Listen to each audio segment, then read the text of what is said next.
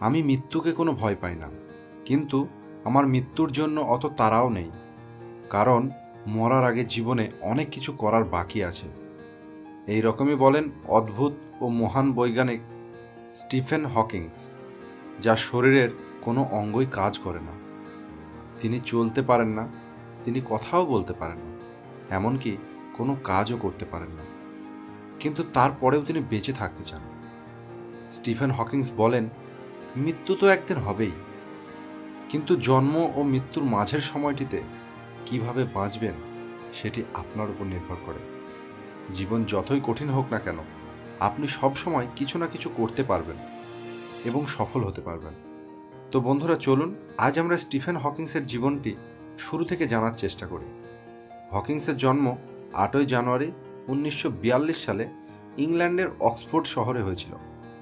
যখন হকিংসের জন্ম হয়েছিল তখন দ্বিতীয় বিশ্বযুদ্ধ চলছিল। হকিংসের জন্মের আগে তার বাবা মা যেখানে থাকতেন সেখানে প্রায় বোমা ফাটত। তাই হকিংসের জন্মের জন্য তার বাবা মা অক্সফোর্ডে চলে আসেন। ছোটবেলা থেকেই হকিংস অনেক বুদ্ধিমান ছিল। হকিংসের বাবা একজন ডক্টর ও মা একজন হাউসওয়াইফ ছিলেন।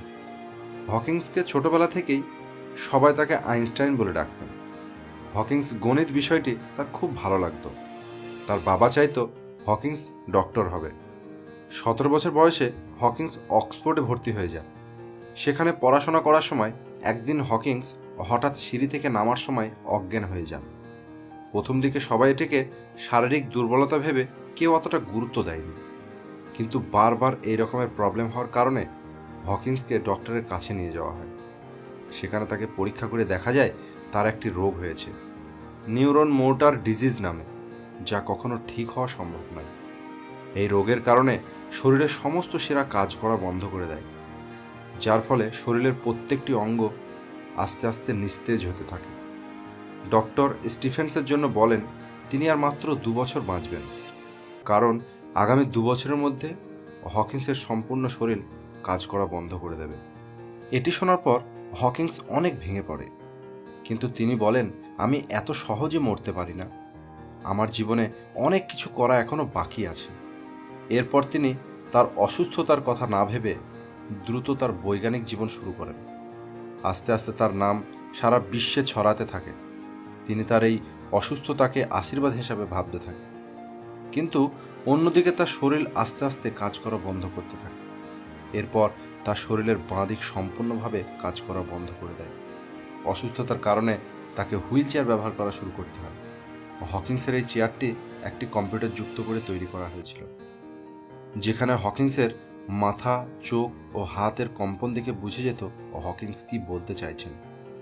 এরপর কিছুদিনের মধ্যেই হকিংসের সম্পূর্ণ শরীর নিস্তেজ হয়ে যায়।